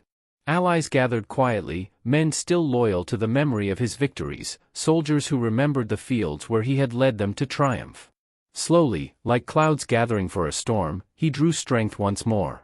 Rome, stripped of Sulla's presence, proved vulnerable. The Senate, weak and fearful, wavered before the swelling tide of Marius' return. And so, with careful steps, the old general entered his city once again. But he did not return as the hopeful savior of the plebeians, nor as the disciplined soldier of earlier days. He returned with a fire sharpened by exile and betrayal, and Rome felt the heat of it. The streets, once filled with cheers for his name, now murmured with dread. For though Marius was hailed once more as consul, he carried not the serenity of triumph but the weight of vengeance. In the still hours of the night, purges began. Enemies were marked, rivals silenced. Senators who had sided with Sulla found themselves hunted by shadows of justice twisted into retribution. It was not the Republic's law that guided Marius now, but his wounded pride. The city that had once dreamt of eternal peace now awoke to cries in the dark. Rome was tasting something new, something bitter, civil bloodshed. It was no longer foreign tribes nor distant kings that threatened her, it was her own children, set against one another. But fate, relentless as the Tiber's current, turned its wheel once more. Marius, old and weary though unbending in spirit, did not long survive this final grasp of power. After a brief seventh consulship, his life ebbed away, leaving Rome in a deeper shadow. His body rested, but the fires he had lit burned on, for ambition once awakened cannot easily be stilled. Meanwhile, far to the east, Sulla carved his legend in campaigns against Mithridates. With cold brilliance and relentless discipline, He subdued rebellion after rebellion, his victories echoing through the provinces. Yet even amidst triumph, his thoughts turned westward. He knew that the republic he had left behind was unraveling, that enemies waited to erase his name, and that his rival had once more gripped the city he had dared to march upon. When word reached him that Marius was dead, Sulla did not rejoice. Instead, he understood with the clarity of a soldier, the struggle was no longer with one man, but with an idea, the idea that generals could wield their armies not only against Rome's enemies, but against Rome herself. So, he prepared to return. With legions hardened by Eastern wars, seasoned under the sun of Asia Minor, Sulla turned his gaze once more toward Italy. The soldiers who followed him had seen his brilliance, shared his victories, and owed their futures to his command. They did not march for the Senate, nor for the Republic, they marched for Sulla. And so, in the soft unfolding of history's night, Rome awaited yet another reckoning. The people lit their lamps at dusk and whispered by fading glow, wondering whose footsteps they would hear in their streets, the weary march of peace, or the iron tread of war. In these years, the Republic seemed less a shining order and more a fragile dream. The marble still gleamed, the forum still bustled, the temples still rose like prayers of stone, but beneath the beauty was unease. For the Republic was no longer guided by shared duty alone, but by the ambitions of men whose names bent the course of destiny. As the stars looked down, steady and timeless, Rome drifted deeper into its long night of conflict. Marius lay silent in his grave, yet his shadow lingered. Sulla sailed homeward, bringing with him not only victory but the promise of civil war. And the Republic, once strong in unity, now stood upon trembling ground. The dream of eternal Rome had not ended, but it had changed. No longer was it the story of a city rising together, but of men whose rivalries split the very heart of her power. The night whispered of storms yet to come, of turning points that would draw nearer with every restless dawn. As the gentle river of time continued its slow and endless journey, Rome itself seemed to stand upon the edge of a dream that had begun with humble huts upon the 7 hills, and had grown into a city of marble, markets, and endless voices. Yet, like all dreams, there came a moment where stillness gave way to a quiet shiver, and peace dissolved into restless stirring. This moment was the turning of the tide, the slow drift toward conflict that no one man or woman could truly halt. In the shaded courtyards of the city, olive trees whispered softly, their branches trembling as though sensing the winds of change. Merchants closed their shops earlier, senators spoke in hushed tones, and the ordinary citizens, the farmers and craftsmen, could feel a tension that lingered like mist at dawn. Rome was restless, and restlessness always brings with it the promise of storm. It was in this climate of unease that one figure strode forward, Lucius Cornelius Sulla, a soldier of Rome, whose sharp eyes had seen both glory and ruin upon distant battlefields. He was not a man of soft speech or gentle compromises, but one who believed in the hard steel of command and the certainty of discipline. To many, he seemed like a storm made flesh, wrapped in the cloak of the Republic, yet carrying within him the seeds of something altogether new, something both feared and unspoken. When Sulla marched his legions toward Rome itself, it was as though the city awakened from its long slumber. Never before had the sacred soil of the Republic been trodden by armed soldiers belonging not to a foreign invader, but to her own sons. The sound of iron sandals against the ancient stone roads echoed through the night like a low drumbeat of destiny. Some trembled in fear, while others felt a strange exhilaration, for the unthinkable had happened. Rome's own armies now turned inward, their swords no longer raised against distant enemies, but against Rome herself. And yet, in this clash of ambition and survival, the deeper wound was not in the stones of the city, but in the spirit of the Republic. For centuries, Rome had been guided by the balance of Senate, people, and law, each holding the other in gentle check, like the balanced steps of a slow and sacred dance. But now, under the shadow of marching legions, that balance began to tremble, as though a fragile vase were cracked by invisible hands. The civil conflict that followed was not swift, nor was it marked by thunderous battles alone. It was drawn out like a weary sigh, a series of confrontations where brother faced brother, and the very streets of the eternal city seemed to grow weary of blood. Fires were lit in the forum, statues toppled, and the quiet dignity of the temples gave way to the uneasy silence of fear. Rome, the city that had conquered kingdoms, was now at war with herself. For those who lived through these days, life was suspended between memory and uncertainty.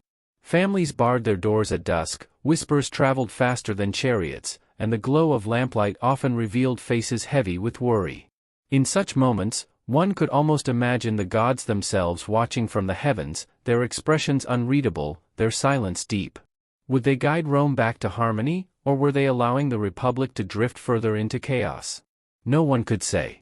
Yet, beneath the turmoil, something profound was taking shape. The Republic, so proud of its traditions, so steadfast in its rituals, was slowly losing its hold upon the people's hearts. Laws became fragile when swords dictated their meaning. Votes seemed pale when compared with the might of legions. And the Senate, once a place of debate and compromise, became a theater of suspicion, where alliances shifted like shadows and loyalty was purchased at a price. For many, this was the true beginning of the end, though none could yet see how far the road would carry them. The first conflict had cracked the mirror of Roman identity, revealing both its brilliance and its fragility. The Rome of old, a republic of shared governance, was slipping away, not with a single cry, but with the slow, persistent rhythm of ambition and distrust. And still, the people dreamed. They dreamed of stability, of order restored, of markets once again filled with laughter and temples once again echoing with prayer. They longed for the simple rhythm of days, for the comfort of certainty. But the dream was no longer the same. It had been touched by the shadow of power, and once a shadow has fallen across a dream, it lingers, stretching long into the future. So as the night deepened over the city, and torches flickered in alleyways, the citizens of Rome lay restless upon their straw beds. Some whispered prayers, others stared into the dark, but all felt the same unspoken truth: the Republic had changed. Whether it could return to what it had been, no one could yet tell. But in their hearts, they knew they were living at the turning point of history, where the old path had ended and the uncertain road ahead began. The city of Rome had endured the storms of Sulla's ambition, yet the cracks upon her ancient walls were not so easily mended. The Republic, once strong and united, carried within itself the scars of distrust, and into this uncertain silence stepped another figure, one whose name would echo across centuries, a name whispered even now beneath the stars: Julius Caesar. He was not born into the quiet life of a farmer nor the simple life of a craftsman. His lineage carried the weight of noble ancestors, and within his veins, there flowed a restless energy, a hunger for both knowledge and power. As a young man, Caesar walked the marble steps of the Forum with eyes that lingered not only on the grandeur of Rome, but on its flaws. He saw opportunity where others saw tradition, and possibility where others saw boundaries. The streets he walked were alive with contrasts: the cries of merchants selling olives and figs, the laughter of children weaving between columns, and the solemn chants rising from temples where incense drifted into the sky. Rome was vibrant, alive, yet fractured. The Senate debated endlessly, but decisions often crumbled into delay. The people yearned for leaders who could not only speak with eloquence but act with strength. And Caesar, listening, watching, waiting, began to weave his path. He spoke to the citizens with warmth and boldness, his voice carrying through the crowded squares like the steady rhythm of a drum. Unlike many who wrapped their words in layers of caution, Caesar spoke with clarity, with a vision that stirred both admiration and unease. He promised bread, justice, and dignity to the common man. He promised greatness to those who feared Rome's fading power. And he promised change, though the true weight of that promise would take years to unfold. In time, Caesar's path led him to the command of legions, and it was upon distant fields, far from the marble temples, that his reputation grew like a rising star. Gaul, with its forests deep and rivers wide, became the stage upon which he etched his name into history. The clash of shields, the cry of battle, the march of Roman soldiers through untamed lands, these were the rhythms of his ambition. Yet, even in the stillness of campfires at night, Caesar's thoughts returned to Rome. He knew that victories in distant lands were but stepping stones; the true prize was the heart of the Republic itself. The Senate watched his rise with wary eyes, some seeing him as a savior, others as a threat. For power, like a flame, illuminates and consumes in equal measure, and Caesar's flame burned brighter with each passing year. And then came the fateful choice, one that no dreamer in Rome could ignore. The Rubicon River lay before him, a quiet stream, its waters glinting in the pale light of dawn. To cross it with his army was to break the sacred law of the Republic, to declare by action that Rome herself would now bend to his will. To turn back was to surrender ambition, to leave behind the path he had carved with sweat and steel. Caesar stood upon its banks, his cloak stirring in the wind, the murmur of soldiers waiting behind him. The decision hung heavy in the cool air, but in truth, perhaps the choice had been made long before. With steady steps, he crossed the water, and with those steps, the fate of the Republic was sealed. The phrase would echo forever, "The die is cast." Rome trembled at the news. Citizens whispered in the marketplaces, temples filled with prayers, and senators hid behind guarded doors. The legions of Caesar were not a distant threat, they were coming home, their sandals striking the very stones of Rome's sacred streets. No longer was power a matter of votes and voices, it was written now in the rhythm of marching feet, in the gleam of iron beneath the sun. And yet, amid the fear and the uncertainty, there was also hope. For some, Caesar was the answer to years of division, the man who could bring stability where others had failed. His presence carried a strange reassurance, that Rome would not fade into endless conflict, but be guided by a single vision, a single will. For others, however, he was the end of the Republic, the shadow that would smother liberty beneath the weight of a crown. The civil war that followed was swift and merciless, yet in this retelling, let us not dwell upon the clash of steel or the cries of battle. Let us instead see the deeper picture, a world in transition, where an old order gave way to something new, where the Republic's ancient dreams slipped quietly into memory, and the dawn of empire began to glow upon the horizon. When Caesar entered Rome in triumph, garlands of flowers hung from balconies, and the people filled the streets with cheers that mingled with uncertainty. To them, he was not only a general but a symbol of destiny, a man who had dared to step beyond tradition and seize the future with his own hands. The Senate, reluctant yet powerless, bestowed honors upon him. Temples were adorned, coins bore his likeness, and the rhythm of Rome itself seemed to change with each passing day. But dreams, no matter how bright, carry with them their shadows. Even as Caesar stood at the height of his power, he could not escape the quiet whispers in darkened corridors, nor the unease that stirred within those who feared that one man's greatness might extinguish the freedom of all. And so, in the hush of twilight, Rome waited, caught between admiration and fear, loyalty and doubt. The Republic was gone in spirit, though not yet in name.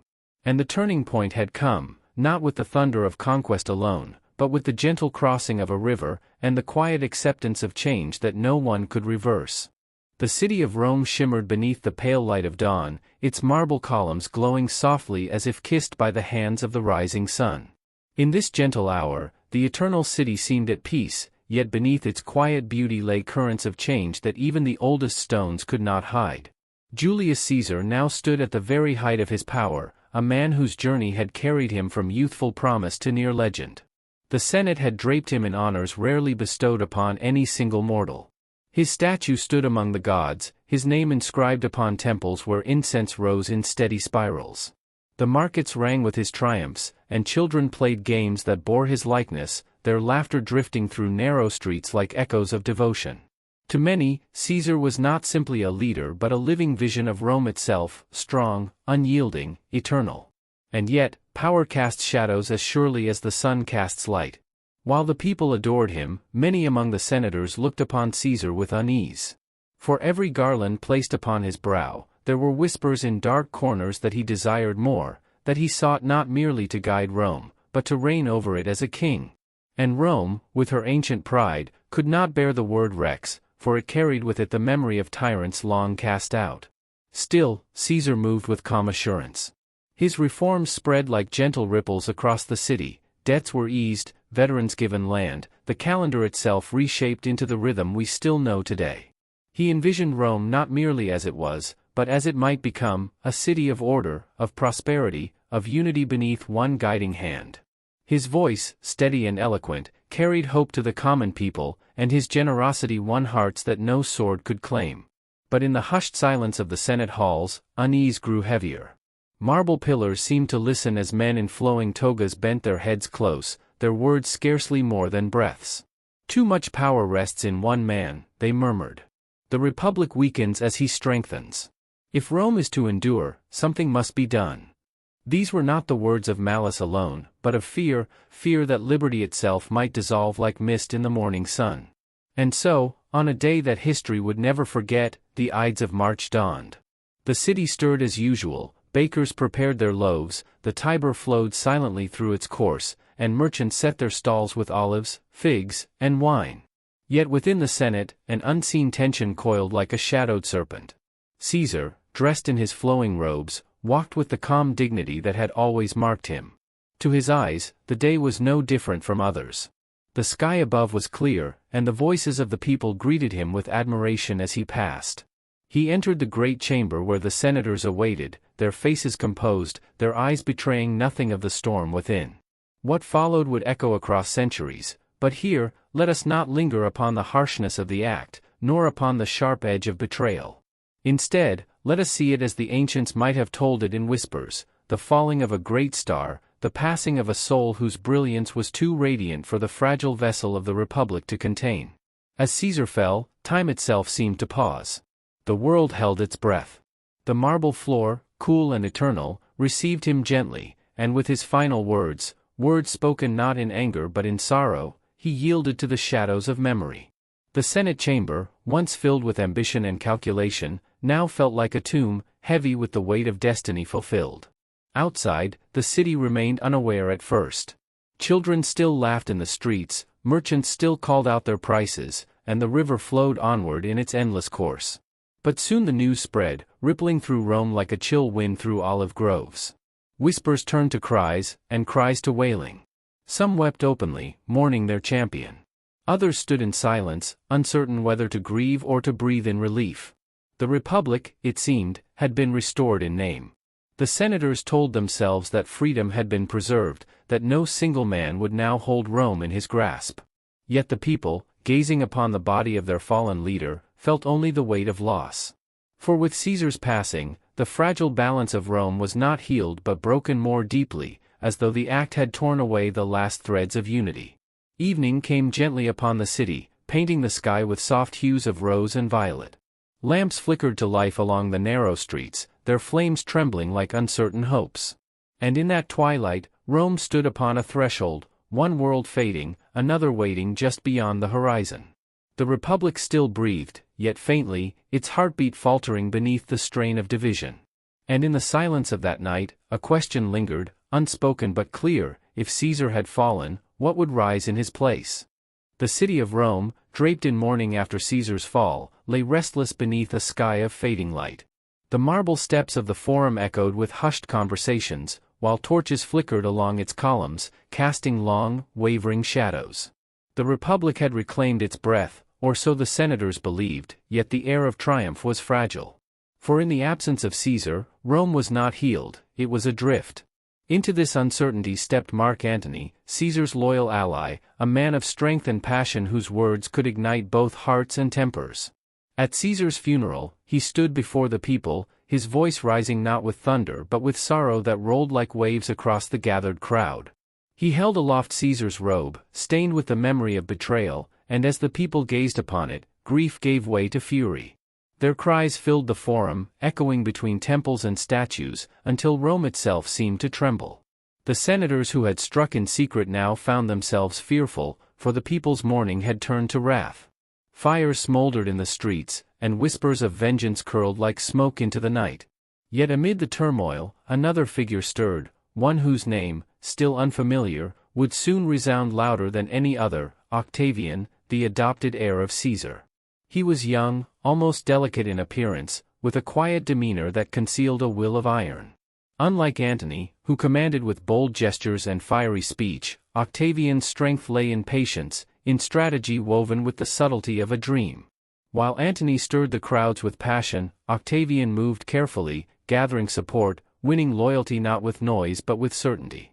Rome soon found itself divided between these two figures: Antony, the soldier of fiery devotion, and Octavian, the calm heir of destiny. At first, their rivalry threatened to plunge the city into deeper chaos, but necessity wove them into an uneasy alliance. For beyond Rome, forces gathered, and one name in particular carried both allure and dread: Cleopatra, Queen of Egypt. She was spoken of not only as a monarch but as a vision, a presence that seemed to step from the mists of myth. Her voice was said to flow like music, her eyes to hold the shimmer of distant horizons, her mind as keen as any philosopher's. To Antony, she became not only an ally but an enchantment, a symbol of both power and desire. And through their union, Rome's fate grew ever more entangled with the golden sands of the Nile. The city of Alexandria glowed with splendor unmatched, white marble palaces reflected in the quiet waters of the harbor, gardens blooming with exotic flowers, and libraries that whispered the knowledge of ages. It was here that Antony lingered, basking in Cleopatra's brilliance, while Rome watched with both fascination and unease. To some, he had betrayed the Republic's soul, turning his gaze eastward when his duty lay at home. To others, he was merely weaving alliances that might secure Rome's power for centuries. Octavian, patient and watchful, saw in Antony's choices both opportunity and danger. He spoke gently to the Senate, calming their fears, presenting himself not as a rival but as a restorer of order. Where Antony seemed lost in Cleopatra's embrace, Octavian stood firm upon Roman soil, quietly gathering the loyalty of legions and the trust of the people. His words, though soft, carried the weight of inevitability, as though fate itself leaned in his favor. The tension between the two men stretched like a bowstring, each moment drawing tighter, each gesture bringing Rome closer to a final reckoning. The Republic, already fragile, seemed to hover on the edge of transformation. Citizens walked the streets with questions on their lips. Who would guide them now? Would Antony, with Cleopatra at his side, lead Rome into a new world of Eastern glory? Or would Octavian, steady and measured, restore the city to its ancient ways? The answer lay not in the voices of the people, nor in the marble halls of the Senate, but in the silent march of time. For even as Rome debated, destiny prepared to shift its weight. The Republic, though still alive in name, had grown weary, its heartbeat faint. And like the soft tide that slowly reshapes the shore, Octavian's influence began to transform the very nature of power. In quiet chambers, deals were struck, in distant camps, soldiers swore allegiance. Antony's star burned brightly, dazzling, but Octavian's glow was steady, enduring. The people, weary of turmoil, began to lean toward the calm certainty he offered. And so, beneath the moonlit skies of both Rome and Alexandria, the stage was set. Two men, bound by history and divided by ambition. A queen whose presence wove myth and reality together. And a republic that stood at the threshold of something it could not yet name. As the night deepened, Rome lay in uneasy slumber, her streets silent, her temples casting long shadows in the moonlight. The wind that drifted across the Tiber carried with it the faint echo of change, a whisper that the Republic had reached its final turning, and that an empire awaited just beyond the dawn. The twilight of the Republic deepened, and Rome, though restless, seemed to wait as if held in a long breath. Beyond the sea, in the golden city of Alexandria, life unfolded like a dream. The palace of Cleopatra stood above the quiet waters of the harbor, its white stone walls touched by the glow of the setting sun. Within, the queen and Antony walked side by side through colonnades lined with statues, their laughter echoing faintly against the marble. To the people of Egypt, Cleopatra was not merely a ruler but a living embodiment of their land. Draped in silks of deep blue and gold, crowned with jewels that sparkled like fragments of the stars, she moved with grace that seemed timeless.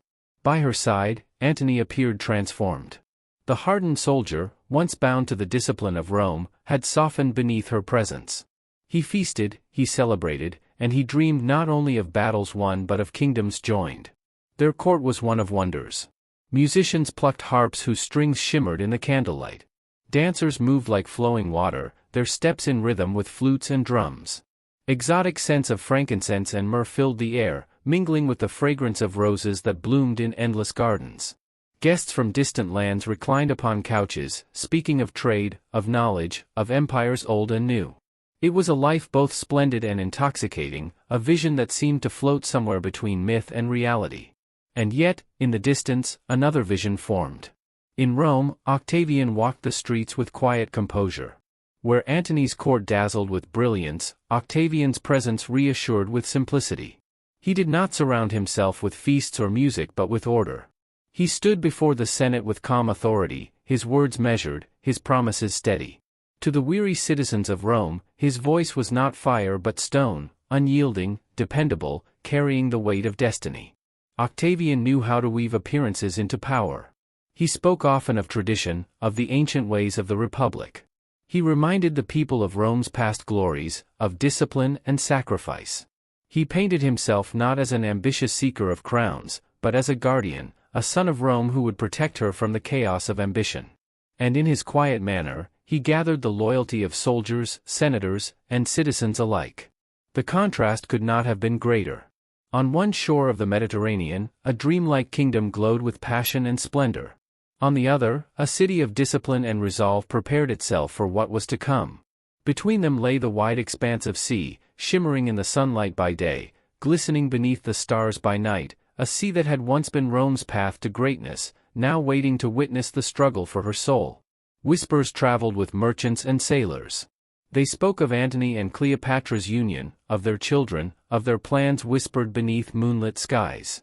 They spoke of Octavian's patience, of his quiet strength, of his vision for Rome. And across every market, every temple, every tavern, the same question lingered: who would shape the world to come? Antony, though enthralled by Cleopatra's radiance, was still a soldier at heart. He commanded legions loyal to him, men who had followed him through fields and deserts, who would follow him still. Yet, as the years passed, some began to wonder if his heart remained in Rome or if it had been forever bound to the shores of Egypt. Cleopatra's gaze was steady, her will strong, but the distance between Alexandria and Rome grew not in miles but in meaning. Octavian, meanwhile, tightened his hold upon Rome with each passing season. Coins bore his image, speeches praised his leadership, and laws bent gently to his design.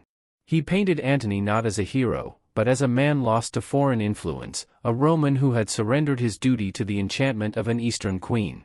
Slowly, carefully, Octavian transformed opinion into certainty. Rome's future lay not with Antony, but with him. The world itself seemed to lean toward confrontation. In the silence of temples, priests lit fires that flickered as though in warning. Along the coasts, ships rocked gently in harbors, their sails waiting to be unfurled. Soldiers polished their armor by the dim light of oil lamps, while distant winds carried the scent of the sea and the promise of change. And yet, amid this gathering storm, life continued with deceptive calm. Children played in the streets of Rome, tossing clay balls into the dust. Fishermen in Alexandria cast their nets into the waters of the Nile, their voices drifting like songs across the river. In small villages, farmers tended their olive groves, unaware that the decisions of distant rulers would soon ripple into their quiet lives. The stage was set, though neither side would yet admit it aloud. Antony gazed eastward with Cleopatra at his side, envisioning a new world where Rome and Egypt might stand united. Octavian gazed westward, his hand upon the heart of Rome, envisioning a world disciplined and ordered under his guiding care. As the sun sank once more behind the horizon, painting the sky in hues of crimson and gold, the Mediterranean lay still, its waters calm as glass. But beneath the surface, currents shifted unseen, carrying with them the weight of destinies soon to collide. And so the night deepened, and the stars shone gently above. To the people of that age, it must have felt as though history itself paused, holding its breath as two paths, two visions, and two leaders moved inevitably toward a meeting from which only one world could emerge. The silence that had lingered across the Mediterranean soon gave way to preparation. By 32 BCE, Rome no longer stood divided in quiet tension, the rivalry had crystallized into open conflict. Octavian declared war not directly on Antony, but on Cleopatra, framing the struggle as one between Rome and foreign influence. It was a calculated decision. By making Cleopatra the enemy, Octavian could portray Antony as a Roman who had betrayed his homeland to the allure of the East. In Alexandria, Antony and Cleopatra gathered their forces. The queen contributed her fleet, ships vast and richly adorned, built for both beauty and strength. Antony commanded legions still loyal to him, veterans hardened by campaigns across Gaul and the East. Their combined strength was formidable, yet whispers of doubt circulated even among their allies. Some wondered whether Antony's devotion to Cleopatra clouded his judgment, while others feared Octavian's steady rise in Rome.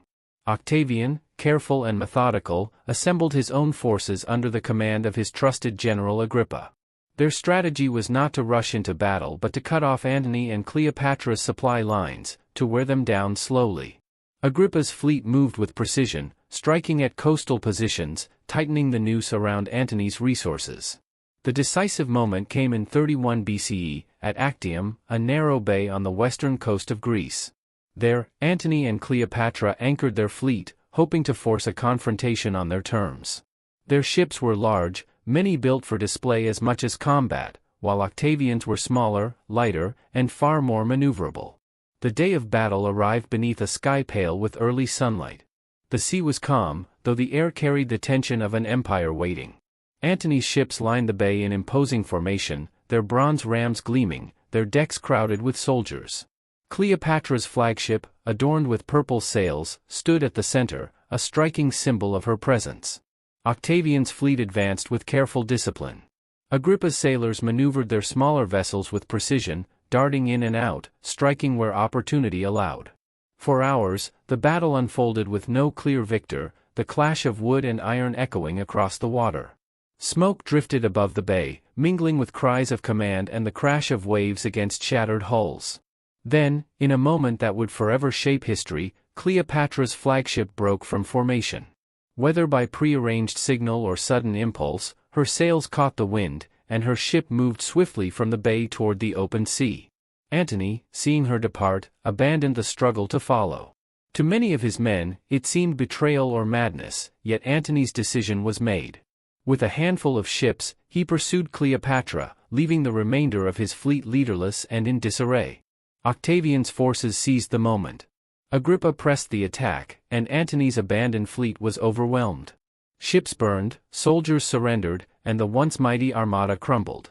What had begun as a contest of empires ended as a rout, with Octavian victorious. Antony and Cleopatra fled first to North Africa, then back to Alexandria. Their position weakened, their support dwindled, they faced the inevitability of Octavian's approach. Rome had already decided. To the Senate and the people, Octavian now appeared not merely as a leader but as the destined savior of the Republic. In the final year of their lives, Antony and Cleopatra sought to hold Alexandria against Octavian's advance. The city remained loyal to its queen, its walls strong, its harbor rich. Yet even here, Antony's authority faltered. Reports of desertion spread, and the morale of his troops declined. Octavian's army, disciplined and confident, marched steadily closer. By the summer of 30 BCE, Octavian's forces reached Alexandria. Antony attempted one last stand, but his men, weary and demoralized, could not match the strength of Rome's advancing legions. The dream of an empire united through Antony and Cleopatra collapsed beneath the weight of Octavian's resolve. The end came quietly. As Octavian entered the city, Antony, believing Cleopatra already dead, took his own life. Cleopatra, captured yet still resolute, chose her own fate soon after. Ancient sources speak of her allowing a venomous asp to bite her, though whether by serpent, poison, or dagger, her death was deliberate. She refused to be paraded through Rome as a captive. With their passing, the struggle that had divided Rome reached its resolution. Octavian, unchallenged, stood as master of the Mediterranean world. The Republic, in name, still existed, but in practice, power now rested in the hands of one man. The era of emperors had begun. And yet, even in defeat, Antony and Cleopatra's story endured. To some, it was a tale of love and tragedy, of passion set against duty. To others, it was a warning of how ambition and devotion could lead even the strongest astray.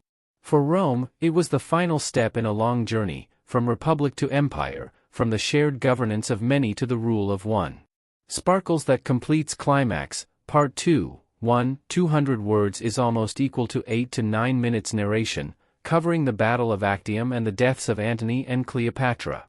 Would you like me to move next into the resolution, Octavian's transformation into Augustus and the peaceful establishment of the Roman Empire? With the deaths of Antony and Cleopatra, the final barriers to Octavian's supremacy dissolved. Yet the task before him was not merely to seize power, but to shape the fragile future of Rome. For nearly a century, the Republic had endured civil wars, shifting alliances, and bitter rivalries. Rome was weary of chaos. What it craved now was stability, even if that meant surrendering freedom into the hands of one man. Octavian understood this longing.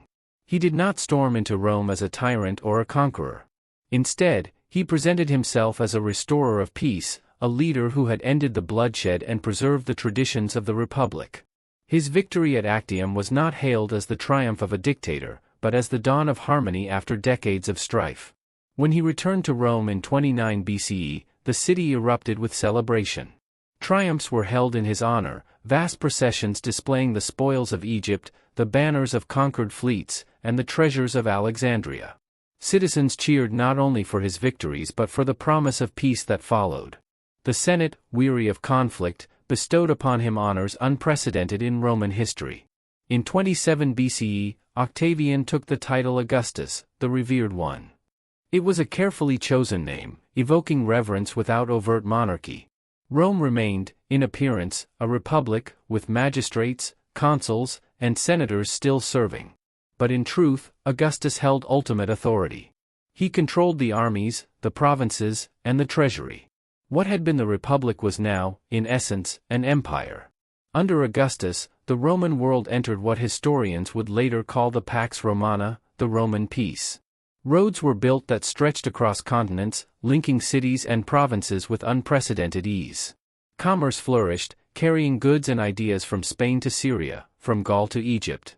The Mediterranean, once a sea of rival fleets and pirates, became a calm highway of trade. In the city of Rome itself, Augustus undertook vast building projects. He transformed the capital from a place of crumbling stone and wooden structures into a marble-clad metropolis. Temples rose in honor of Roman gods, forums thrived with public life, and aqueducts carried fresh water into the heart of the city. It was said that Augustus found Rome a city of brick and left it a city of marble. But Augustus was not merely a builder of stone, he was a builder of memory. Through poets, historians, and monuments, he shaped the story of Rome's rise. Virgil composed the Aeneid, an epic that linked Rome's origins to the hero Aeneas, granting the empire a mythic destiny. Ovid and Horace wrote verses that praised the new golden age, while inscriptions across the empire proclaimed Augustus not as a tyrant, but as a father to his people. Yet beneath this serene surface, Augustus ruled with careful calculation. He maintained tight control over the legions, ensuring their loyalty was to him alone. He reformed the Senate, reducing its independence while preserving its dignity. Dissent was not tolerated, though it was often silenced quietly, with subtlety rather than blood. Augustus had learned from Caesar's fate. He knew that power must be veiled, clothed in tradition and respectability, even as it remained absolute. Egypt, meanwhile, became a province of Rome. Its fertile Nile Valley fed the empire's people, its wealth flowing steadily into Augustus's coffers. Alexandria, though subdued, remained a city of learning and culture, its libraries and scholars continuing to enrich the wider world. The death of Cleopatra marked the end of pharaonic rule, but the beginning of a new chapter in which Egypt's treasures sustained the might of Rome. For the Roman people, life under Augustus meant security. Civil wars no longer tore the land apart, and the empire's borders were defended with strength. Cities prospered, arts flourished, and trade networks carried prosperity across vast distances. Though liberty had been diminished, the peace that replaced it seemed, to many, worth the price. As Augustus aged, he carefully prepared his legacy. He established a dynasty, grooming heirs to continue the line of emperors. Though succession would bring its own turmoil in later generations, his vision endured. The republic was gone, but the empire he founded would stand for centuries, shaping the destiny of Europe, the Middle East, and North Africa. Looking back, one can see the arc of Rome's transformation, from the turmoil of civil war to the calm authority of empire. It was not achieved without cost. The blood of citizens, the ambitions of generals, the tragedies of figures like Antony and Cleopatra, all had paved the road to Augustus's reign. Yet in that balance of loss and triumph, Rome found a new identity, one that would echo through history. The resolution of this story is not simply the rise of Augustus, but the realization of what Rome had become. From a republic born of citizen soldiers and senatorial debate, it had grown into an empire that ruled the known world. Its power was vast, its culture enduring, its influence stretching into lands and centuries beyond imagining. And in the quiet of the night, as one reflects on this journey, there is a sense of closure. The struggles of rivalry and conflict have ended. The storms have calmed. The republic, though gone, has given way to something enduring, something that, for all its imperfections, brought order where there had been chaos. As sleep draws near, imagine the streets of Rome beneath Augustus, marble gleaming in the soft glow of oil lamps, fountains trickling in courtyards, poets reciting verses to gathered crowds, and citizens walking peacefully through forums unthreatened by war. A city at rest, an empire secure, a people who, after so many years of turmoil, could finally dream of tomorrow. And so, dear listener, the long path through the Roman Republic has gently led us to the calm dawn of empire. We have walked together through centuries of triumphs and trials, through rivalries and reconciliations, through the rise and fall of men and women whose names still echo softly across time. Now, the noise of the forum grows quiet. The voices of senators and generals, of poets and orators, fade into the distance, as though carried away on the evening breeze. What remains is the soft glow of lamps along the marble streets, and the hush of a city that, after centuries of struggle, has finally found a measure of peace. Imagine yourself walking slowly through those ancient avenues. The stones beneath your feet are cool, worn smooth by generations before you. Around you, the great arches and temples rise into the night sky, their outlines softened by the silver of the moon. Fountains murmur in the courtyards, their steady trickle like a lullaby to the weary. Far above, the stars look down upon Rome, the same stars that watched over Caesar, Antony, Cleopatra, and Augustus. They shimmer, constant and eternal, reminders that though empires rise and fall, the heavens remain unchanged. Their light drapes over the city like a gentle blanket, calm and reassuring. The people of Rome sleep in their homes, merchants, artisans, scholars, and children, their dreams carrying them beyond the walls of the city, across the provinces of the vast empire. Dreams of ships sailing across quiet seas, of caravans moving through desert sands, of voices in distant markets. All bound together by the invisible thread of Rome. And in this moment, so too may your thoughts drift. Let the weight of the day fall from your shoulders, as though set aside upon the marble steps of some ancient temple. Let the calm of history's passage settle over you, like soft linen sheets pulled close in the night. Breathe slowly, deeply, as though inhaling the air of Rome's gardens, filled with the faint fragrance of laurel and olive. With each breath, release the noise of the present, the hurried demands of the world around you. Allow yourself instead to float gently backward, into the timeless embrace of story, memory, and rest. For history is not only a record of battles and empires, but a lullaby of human striving, the hopes, the fears, the dreams that connect us across ages. Just as Augustus built a peace for his people, so too may you find a peace within yourself tonight. The journey is complete. The Republic has faded, the empire has begun, and the city rests beneath its quiet stars. So too may you rest. Close your eyes, and let the calm wash over you like the Tiber's waters, steady and eternal. May sleep come softly, carrying you into your own dreams, dreams as vast as Rome, as enduring as the stars, as gentle as the night. Good night, dear dreamer. May your rest be deep, your heart untroubled, and your dreams filled with wonder.